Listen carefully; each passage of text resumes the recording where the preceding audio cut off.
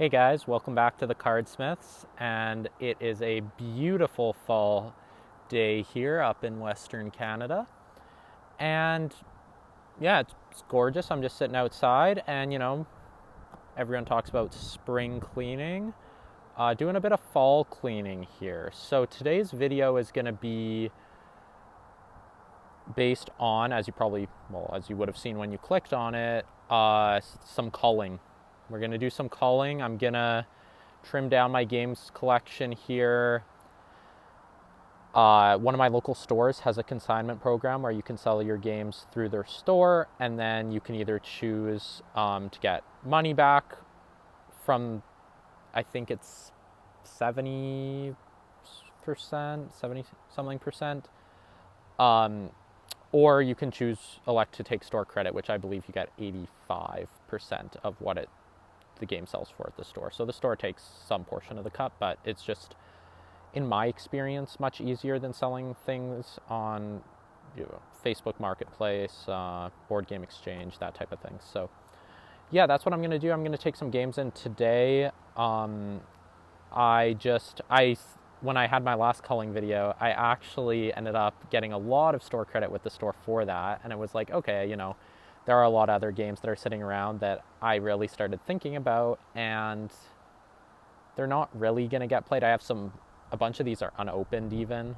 and I don't see them being played in the foreseeable future. So just being kind of realistic about that. I am a lot busier now between school and work. I really don't have a lot of free time on my hands, and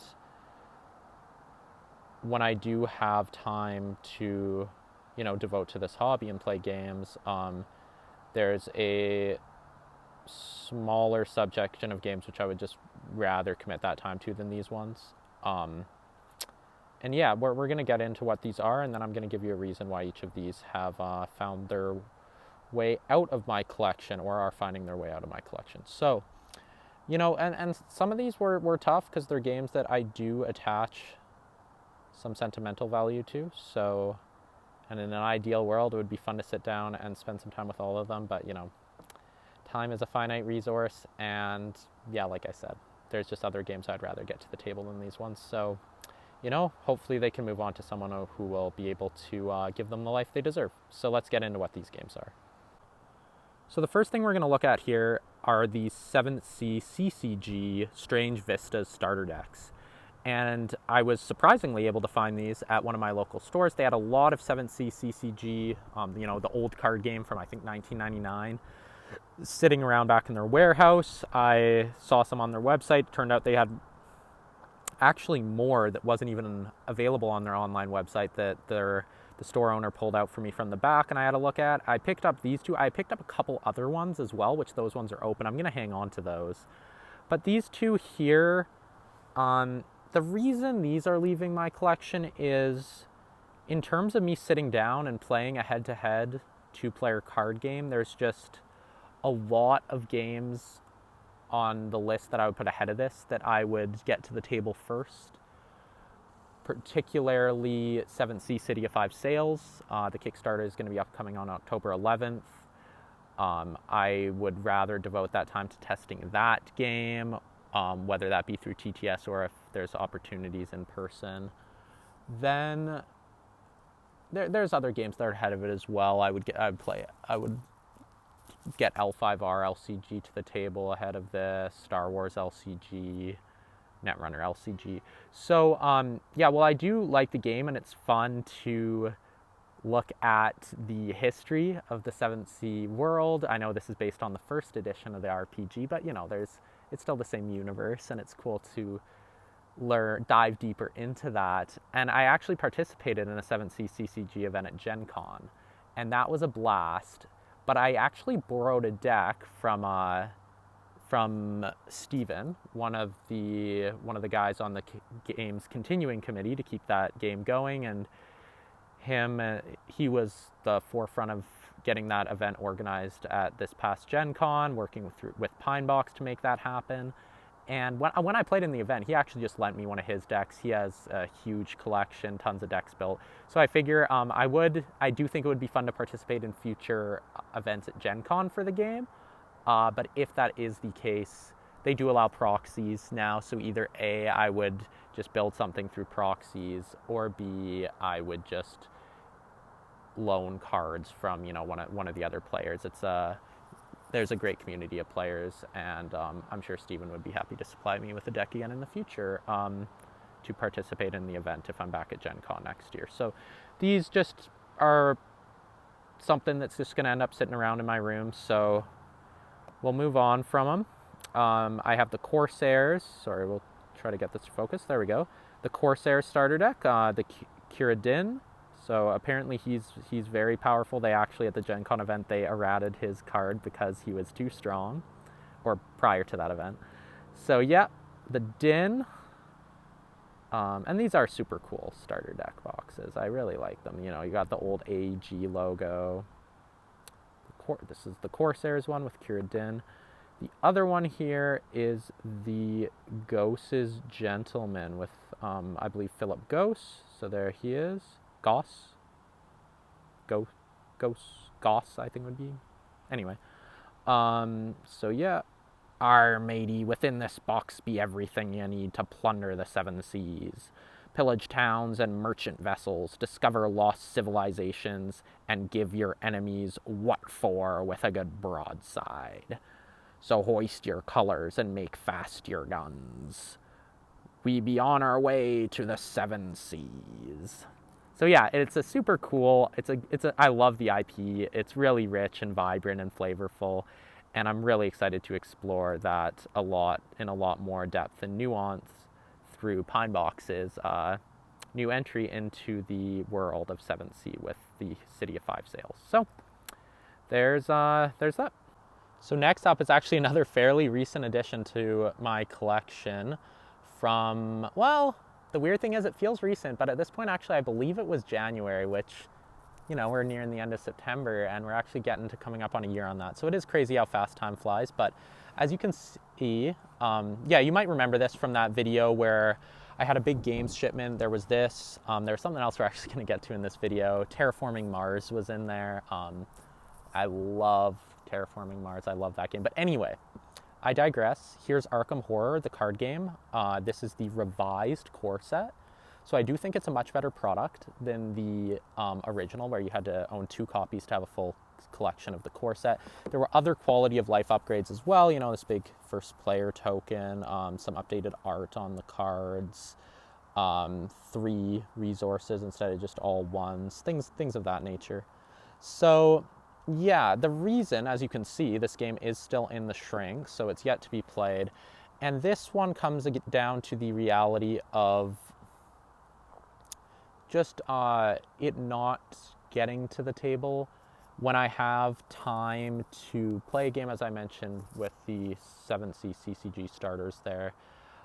Arkham, it's tricky because if I'm going to a big game night with a bunch of people, they generally rather play more board game type games instead of a multiplayer card game. I do think Arkham at 4-2 is, well, actually I haven't played it 4, but what I've heard is, Arkham I think is great at maybe 2 or 3.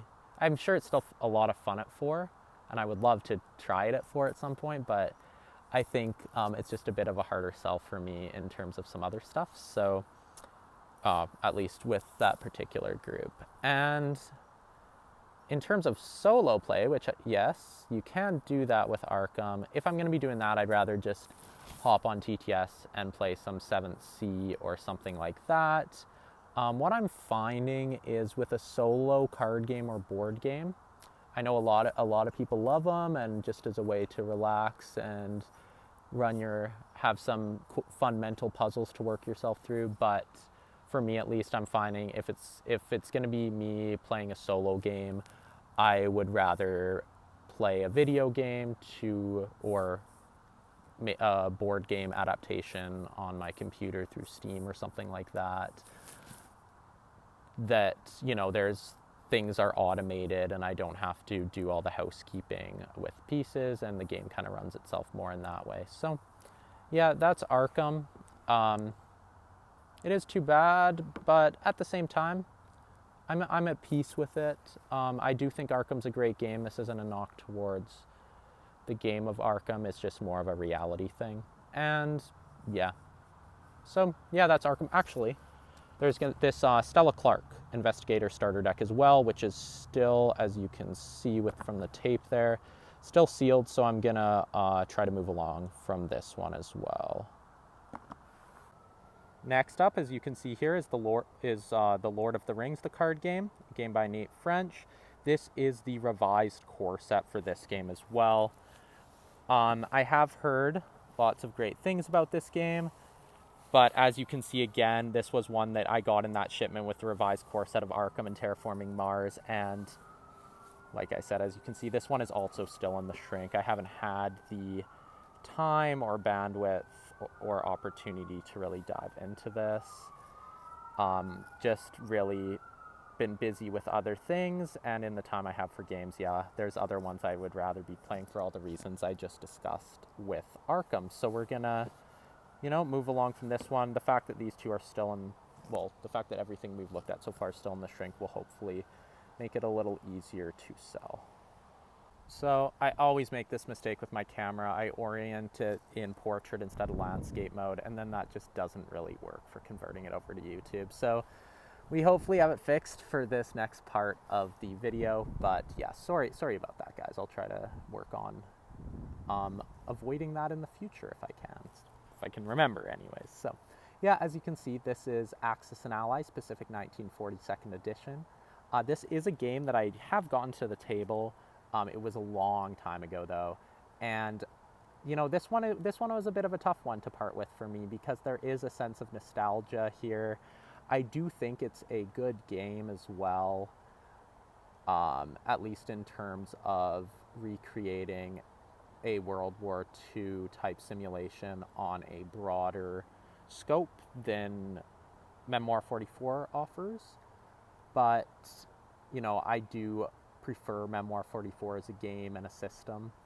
I think it's the better of the two games, and the reality is if I am going to sit down and play a World War II board game, I would rather play Memoir 44. It's also a lot more accessible because it's scenario based, and yeah, you can link those scenarios together in campaigns as well and play them out to get a broader scope of an operation, like Operation Barbarossa or the Pacific theater between Japan and the U.S. Marines. So as well as some other actors. But yeah, that's this one. So yeah, going to be parting ways with this. The second edition here is a beautiful game. I like the map and everything, but yeah, it is one that really requires a lot of time to play, and the reality is that this is another one I honestly just don't really see getting back to the table. So as you can see, I really dove right in. I also have the Axis and Allies Europe 1940 2nd edition.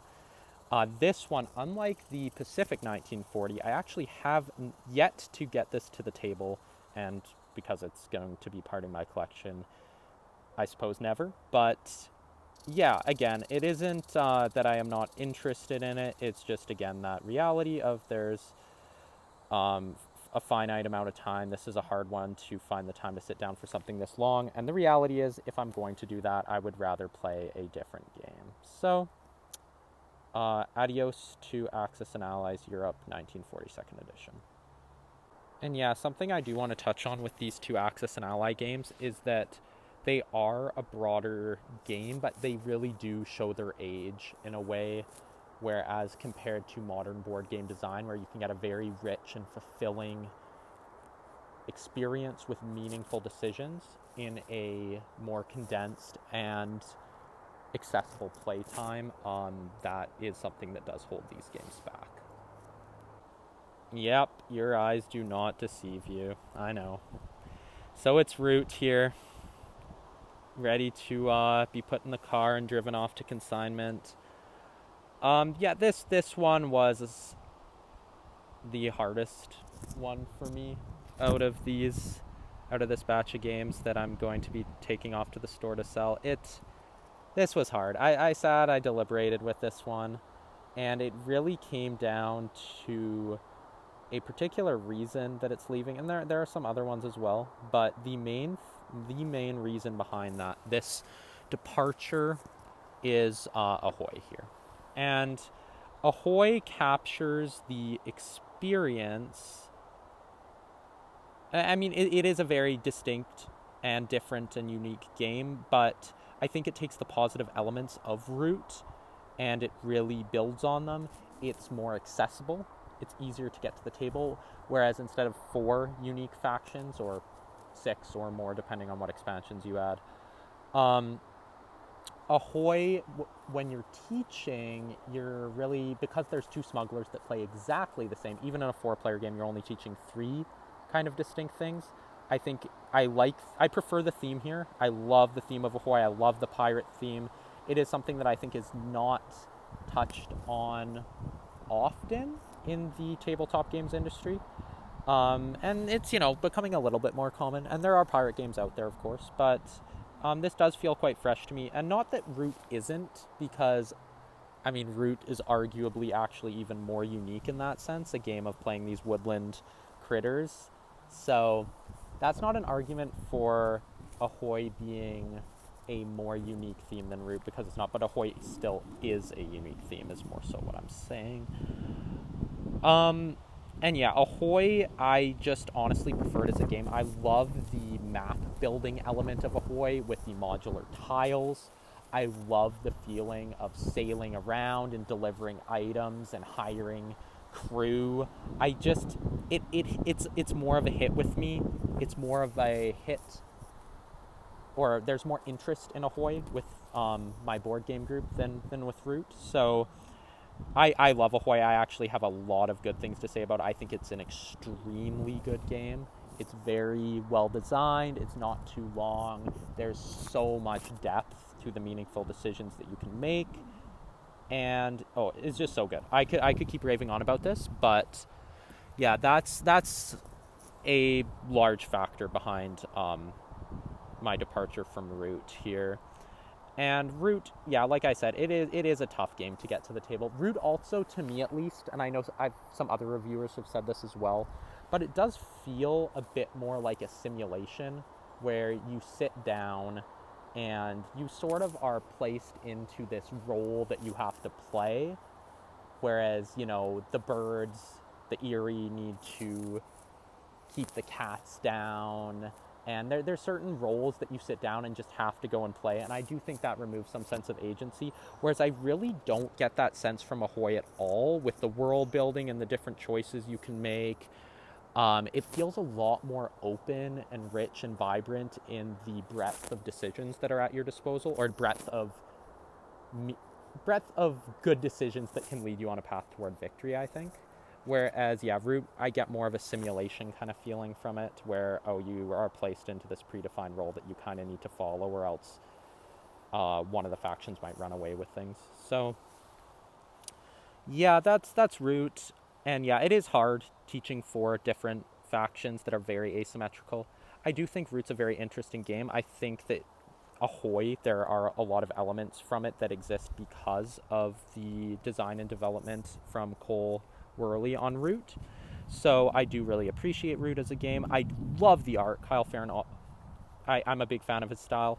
So, yeah. And then the River Folk as well, I'm going to part ways with, obviously not just going to hold on to an expansion if I am selling the base game. And yeah, this one's tough for me as well. There's certainly sentimental value here with the Lizard Cult. I always have been a big fan of that art, and that holds some personal value for me. But yeah, the reality is that Root is something that will be leaving my collection. All right, last, and in this case least, we have Star Wars: The Clone Wars Monopoly. And the Clone Wars show itself holds tremendous sentimental value for me. I love the Clone Wars. There's a lot of nostalgia for me surrounding that. And not just nostalgia, a lot of the episodes hold up very well for me, particularly in the ones from the later seasons. Season 7 in particular is just incredible. But yes, the Star Wars The Clone Wars Monopoly is a game that will be leaving my collection. There's some cool, sort of as a collector's piece, it's cool with the board with all the Clone Wars locations, the figures, and the art and everything like that. But at the end of the day, it is Monopoly, and I have better things to do with my time than to sit around and chuck some dice and not really have any meaningful decisions to make. And obviously, this is my own personal opinion. If you enjoy Monopoly, that is perfectly okay. But for me, I feel that once you realize that you should just buy the properties you land on, there's really actually no player agency or choices being made here. Anyway, if you're watching this board games channel, you probably have some similar thoughts on Monopoly. And if you don't, you know what? That is perfectly fine as well. So yeah, gonna get rid of Monopoly. This is just not like the other games where I said, oh, this is a good game and I like these elements here, or Axis and Allies kind of shows its age. But for the other ones where I'm talking about, this is a good game, but it's just not going to find its way to the table. This is a game that's absolutely just never going to find its way to the table again, and it's time for it to go. All right, guys, so that's it for the video. It's time for me to throw these games in the car and drive off to my local store. But thanks. If you're watching this right now, you've made it to the end of the video. So as always, I really do appreciate the support on this channel that you guys give. It's amazing, and it's really a lot of fun to make these videos and have you guys watch them and engage with them. And yeah, if you haven't already subscribed, please consider doing that. It does help us out. And kind of rambling at this point, but again, I do appreciate that you're here. So thanks for watching, and we'll catch you guys in the next video. Take care.